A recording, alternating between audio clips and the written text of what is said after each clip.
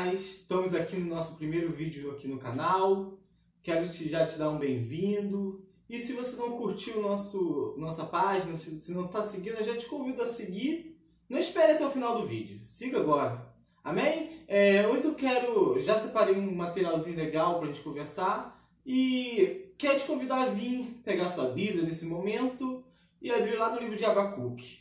Amém? Bora dar uma lida nesse livro tão interessante. Principalmente, a gente conhece bastante o capítulo 3. A gente conhece bastante porque tem tocado muitas músicas nesse capítulo. A gente tem bombado no último tempo, mas eu peguei o livro por inteiro, desmiucei algumas partes e quero te convidar a vir comigo nesse texto. Amém? Te convido agora a pegar aí, abrindo lá no livro de Abacuque, capítulo 1, que já inicia assim. Até quando, Senhor, clamarei por socorro, sem que tu ouça? Até quando gritarei a ti violência, sem que traga salvação? Porque quem me fazer ver a injustiça e contemplar a maldade? A destruição e a violência estão diante de mim. Há luta e conflito por todo lado. Por isso, a lei se enfraquece e a justiça nunca prevalece. Os ímpios prejudicam o justo e assim a justiça é pervertida. Amém? Amém? A gente está aqui, esse livro já começa com uma queixa do profeta. O Abacuque é um dos livros dos profetas menores, não em questão dele ser maior ou menor do que os outros, mas é devido à quantidade de texto na Bíblia. E o nome dele é bem peculiar, que diz, em hebraico diz Abak, que quer dizer abraço. Ele estava vivendo num contexto, numa sociedade bem difícil para a época. Eu creio que o nome dele não tenha sido por acaso, mas sim porque a sociedade daquela época precisava de um abraço. Sim, como hoje, você, na nossa sociedade, precisa de um abraço. E pegando todo o contexto agora do que estamos vivendo, de tudo que estamos passando, eu venho te chamar a atenção a desmiuçar esse texto, a ler depois com o seu tempo, esses 3 capítulos bem interessantes, e compreender mais ainda, e depois deixar aqui o seu comentário, o que você entendeu. Mas aqui a gente tem um contexto de um profeta, que ele é mais um diálogo com Deus. Ele fala, Deus responde. E dessa forma vai indo a conversa de Abacuque com Deus, e ele começa com essa queixa. Até quando ele viveria naquela sociedade? Até quando ele viveria num mundo onde as pessoas injustas, venceriam os bons? Estaria sobre os bons. E a gente pega o salmista fala praticamente parecido. Até quando, Senhor? Quando ele olhou para os injustos. E aqui Abacuque olha da mesma forma. E está vendo a iniquidade tomando Israel. Está vendo a iniquidade pervertindo, destruindo os templos, acabando com aquela sociedade. E era uma sociedade que estava passando por conflitos grandes, que não tinha mais dinheiro. O povo tinha se corrompido, tinha largado o Deus de Israel, tinha começado a virar idólatra. Eles estavam idolatrando outros ídolos, estavam buscando socorro em outras áreas que não era o Deus de Israel. Eles tinham se esquecido dos grandes feitos de Deus. Tinham se esquecido das promessas que Deus fez para eles. Tinham se esquecido de tudo que Deus tinha feito na vida deles e colocado simplesmente por trás. Eles estavam vivendo em um país onde que homens escravizavam homens, onde o dinheiro valia mais do que tudo e não existia mais educação. Os sacerdotes não tinham, estavam corrompidos. E Abacuque veio profetizar para esse povo. E ele olhou aquela nação e começou a questionar Deus, até quando a gente vai ver essas coisas? E eu creio que eu e você, muitas das vezes, a gente tem que se questionar de Deus, até quando a gente vai ver uma sociedade sendo injusta? Até quando vamos estar vendo pessoas sendo massacradas numa sociedade? Eu creio que você que está me ouvindo possa ter quantas vezes orado e perguntado, Senhor, até quando vou sofrer? E vendo os ímpios, vendo os homens maus, vendo os homens corruptos se dando bem. vendo eles de carros de luxo, vendo eles com vidas boas, e você, eu sofrendo, lutando contra o nosso, para conseguir o nosso pão nosso de cada dia que o Senhor tem nos dado. E foi essa realidade que o profeta enxergou. Foi essa realidade que o profeta ficou olhando e questionando Deus, até quando vai realizar isso? Mas aí o que mais me chamou a atenção nesse livro é que logo após Deus vem e fala com Abacuque, logo embaixo, no capítulo 1, Deus já começa, olha, as nações é contempladas, fique atônicas e pasmas, pois nos seus dias farei algo em que não creiam, se vocês fossem contados. Aí Deus continua. Aqui Deus vem falando para o profeta. Olha, vocês vão ver coisas terríveis. Eu vou trazer sobre vocês uma nação. Eu vou trazer sobre vocês uma sociedade má.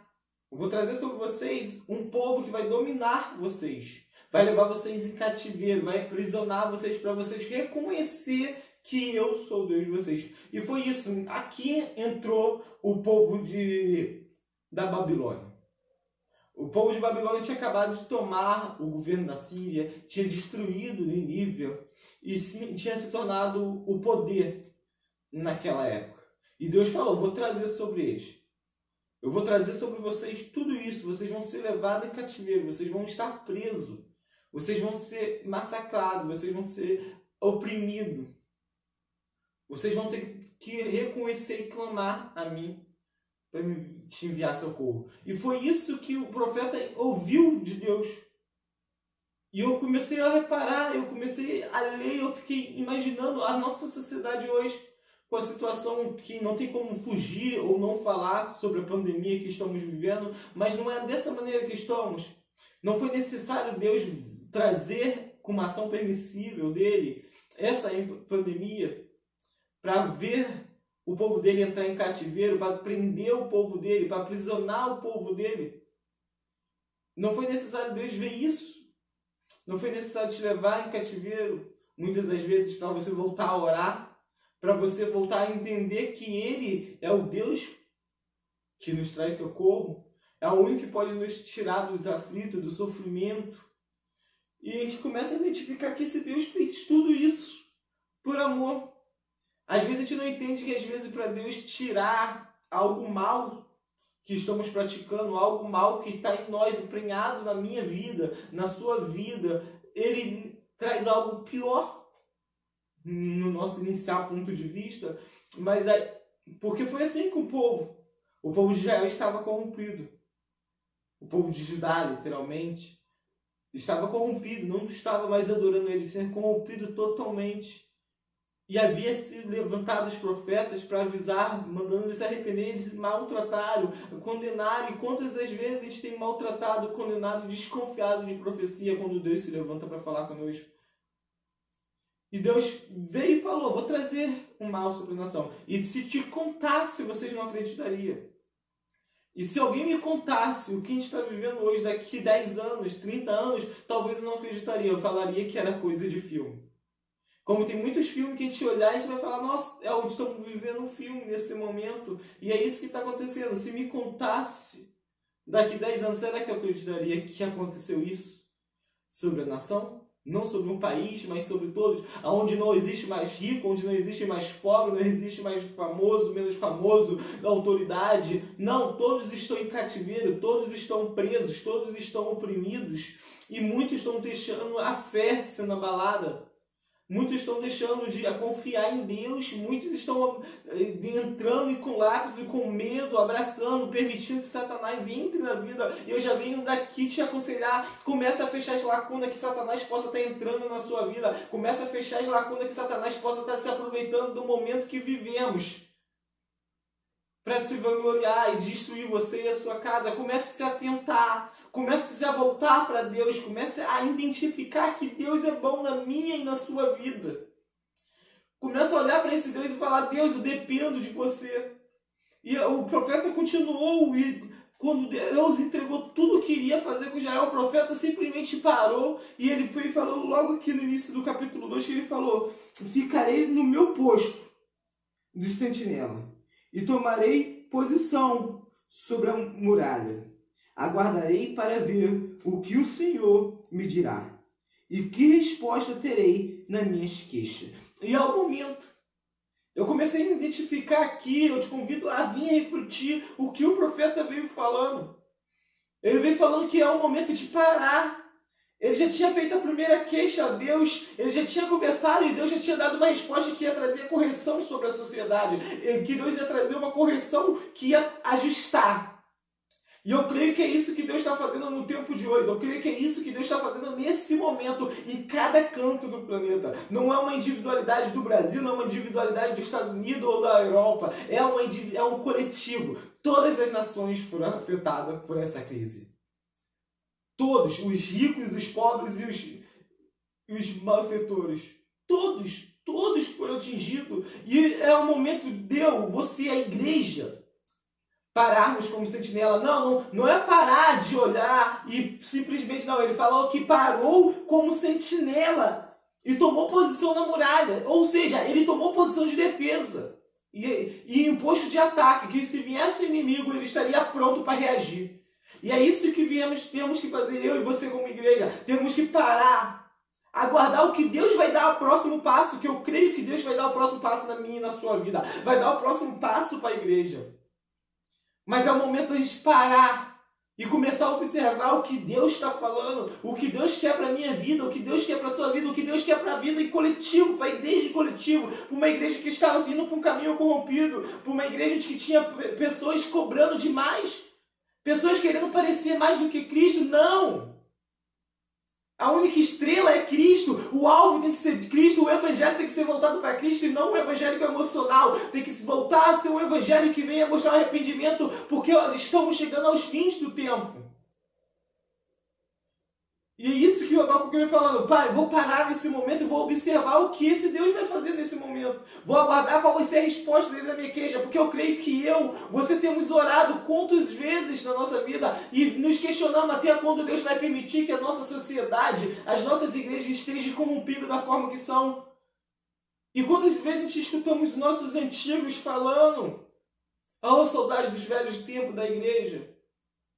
E aí ele parou em ponto de ataque em cima da muralha, preparado. Eu entendo o que ele estava falando. Está na hora de eu orar, está na hora de eu buscar, está na hora de eu jejuar e entender o que Deus quer falar comigo, entender o que Deus quer falar com as nações, entender o que Deus quer falar nesse momento e o que Ele quer tratar.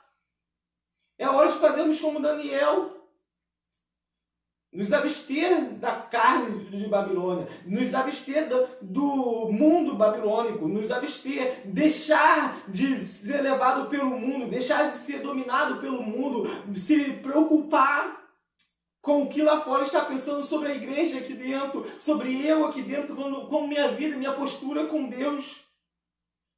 Esse é o momento que Deus quer falar comigo e contigo. Está na hora de chega, observe simplesmente. E foi isso que o profeta fez. Ele parou e atentou-se. E ele ficou observando e veio a resposta de Deus para ele. Aqui logo embaixo Deus fala, escreve: está envaidecido seus desejos. Não são bons, mas o justo viverá por sua fidelidade. De fato, a riqueza é ilusória, e o ímpio arrogante, e não descansa eles. Voraz como sepultura, e como a morte, nunca se satisfaz. Apanha para si todas as nações, e ajunta-se para si todos os povos. E Deus vem falando aqui, os ímpios vivem corrompidos, os ímpios vivem das vontades deles, o mundo está vivendo dessa maneira, das vontades próprias, mas daqui Deus está falando que o justo viverá. O justo viverá, o justo terá pela sua fidelidade ao Senhor, o justo será fiel. Essa é a promessa de Deus, o profeta, e essa continua sendo a promessa de Deus para todos, que o justo viverá. O justo terá vida e mudança. O justo terá paz. Os fiéis a Ele terá sossego, mesmo que passe pelo vale da sombra da morte, Ele estará comigo, Ele estará contigo, mas às vezes é necessário passarmos por certa situação para Ele tratar, tirar tudo aquilo que não está agradando e está criando afastamento dele conosco. Quantas vezes não temos escutado Deus falar na minha e na sua vida porque a iniquidade tem tomado lugar? O mundo tem tomado lugar, as incertezas têm tomado lugar e a gente não tem ouvido a voz de Deus como outrora. Quanto tempo não tirávamos para falar de Deus? Quanto tempo não parávamos para ouvir o que Deus queria? Para ouvir um louvor era simplesmente uma correria. E quando não chegávamos numa igreja e não era um pregador que gostava, não era alguém que nos agradava, falava coisas boas ao nosso ouvido, o culto não era bom. A gente não estava mais fazendo culto para Deus, mas sim para mim, mas sim para você muitas das vezes. E aí Deus falou, viverá o justo pela sua fidelidade. Está na hora de voltarmos a ser fiel a Deus. Está na hora de voltarmos a entender o que Deus quer falar comigo e contigo. Está na hora de voltar a ter a certeza que esse Deus está sob o controle de todas as coisas. E aqui o profeta entendeu. O profeta entendeu que ele tinha que simplesmente descansar em Deus. Mesmo diante de uma sociedade que ele se queixou tanto que não tinha mais jeito. E se questionou, Senhor, até quando? Até quando viveremos dessa maneira? E Deus respondeu. Eu trarei uma nação sobre esse povo que levará em cativeiro, que corrigirá, que fará entender que é necessário voltar para o Senhor. E a gente finaliza esse texto simplesmente com o capítulo 3, que é uma oração de Abacuque, é uma confissão de fé que eu creio que eu tenho que fazer todos os dias da minha vida. Você, meu irmão, faz todos os dias da sua vida. Eu estou lendo na NVI, mas eu gosto muito da tradução da Almeida Corrigida, nessa parte final, porque ela não foge. Que diz assim, ó. Lá, Abacuque 3:17. Porque ainda que a figueira não floresça, nem haja fruto da vinde, ainda que decepcione o produto da oliveira, e os campos não produzam mantimento, ainda que as ovelhas da malhada sejam arrebatadas, e dos currais não haja gado, todavia eu me alegrarei no Senhor, exaltarei no Deus da minha salvação. O Senhor Deus é a minha força, e o fará os meus pés como os das servas, e me fará andar sobre as mais altas alturas. Amém? Olha o que o profeta entendeu, depois do passar da vida dele todinha, os questionamentos, as explicações, a condenação do povo. E mesmo sabendo que o povo ia ser levado em cativeiro e correção, mesmo que iria passar por dificuldade, olha o que o profeta entendeu. Que não importa as circunstâncias, é necessário adorar o Deus. É necessário entender que Ele é fiel para cumprir, mesmo que nosso compreender não seja o mesmo que o nosso Deus. Porque Ele mesmo declara que os pensamentos deles são maiores do que o meu. E os pensamentos deles são maiores do que o seu. E as coisas que Ele tem para a nossa vida, como Ele diz lá em Jeremias, são coisas de paz, coisas de amores, coisas de boas. É pensamento de paz que Ele tem para a minha vida e para a sua vida. Mas às vezes é necessário que passamos por tratamento. Às vezes é necessário que sejamos levados em cativeiro para reconhecer que não somos nada. Às vezes é necessário reconhecer que Deus é tudo na nossa vida. Porque a gente precisa também olhar como fez o salmista. Olhar para todas as riquezas dos ímpios. Às vezes no nosso coração deseja, anseia, implora pelaquilo. Mas depois a gente reconhece que não há coisa melhor do que estar no átrio do Senhor. Estar com o Senhor. Ter a presença do Senhor em mim e em você é melhor do que qualquer riqueza desse mundo. Ter a presença de Deus é melhor do que qualquer coisa. Foi assim com Daniel. Mesmo na Babilônia, ele não se negou, ele não se entregou às coisas da Babilônia. Ele não se corrompeu, mas ele reconheceu que se ele se separasse, Deus estaria com ele a todo tempo. E foi assim. Porque os pensamentos de Deus são maiores do que o meu. E aqui termina e diz que Ele quer nos levar em lugares altos. É isso que Deus quer para mim e para a sua vida. Ele não quer que nós vivamos por baixo, por nada. Ele vai estar por cima, porque entes somos corredeiro, herdeiro com Cristo Jesus. Aquela morte na cruz não foi em vão, foi porque Ele nos prometeu que nas feridas dele, nas pisaduras dele, a gente somos sarados todo instante. Ele nos perdoa a todo instante, Ele te perdoa a todo instante. Se você está em falha, se você está afastado desse Deus, eu te aconselho, volte. Apresenta sua queixa para esse Deus. Foi assim que o profeta acabou de fazer. Ele apresentou todas as queixas para Deus e parou. Não parou de fazer nada, ele parou e observou e esperou Deus responder as queixas dele. Mas parou orando, parou jejuando, parou se consagrando, parou no pé do altar, parou reconstruindo o altar, parou entendendo o que Deus quer tratar. E mesmo que hoje eu e vocês estamos em cativeiro, precisamos ter a ciência que esse Deus tem lugares altos na minha e na sua vida. Eu te convido nesse momento, se você não voltou para esse Deus, se você está afastado desse Deus, eu te convido a voltar para Ele. Ele tem pensamentos de paz para a sua vida. E sobre as mãos dele a cura. Sobre a mão dele há soluções que nós, pelo nosso poder, não tem jeito. No livro de Zacarias fala que não é por força, não é por violência, mas é pelo Espírito dele, o Espírito Santo, o Espírito Consolador na minha e na sua vida, que as coisas se resolvem. Ele fez essa promessa que não nos deixaria sozinho. Ele não te deixou sozinho, mesmo que nesse instante você possa estar se sentindo sozinho. Ele não te deixou sozinho. Ele tem coisas boas na sua vida. Mas descansa em Deus. Eu te convido a descansar nesse Deus. Fazer como profeta, mesmo que não floresça nada. Mesmo que até mesmo mantimento falte. Ele é seu Deus. Exalta Ele. Glorifica Ele. Porque da mesma forma que ele fez um profeta entrar na casa de uma viúva e gerar alimento para ela, eu creio que ele é capaz de fazer isso na minha e na sua vida. Amém? Esse é o momento que eu quero deixar contigo, esse minuto, que você possa guardar isso em sua memória, que Deus não te abandonou, e você pode apresentar as queixas para Ele, que Ele vai te responder sem dúvida nenhuma. Ele sempre responde àqueles que o procuram. E Ele permite eu achar. Então venha guardar essa mensagem no seu coração. Examine mais no livro de Abacuque. Comenta aí embaixo para a gente ter um feedback da sua palavra. Se você ainda não é inscrito, se inscreve no canal. Se você gostou dessa mensagem, dá um joinha aqui. Compartilha para os seus amigos. Amém? Eu te espero lá. Te espero quarta-feira. E se você gostou, compartilha esse vídeo. Não prenda o bom só para você. Compartilhe o que é bom.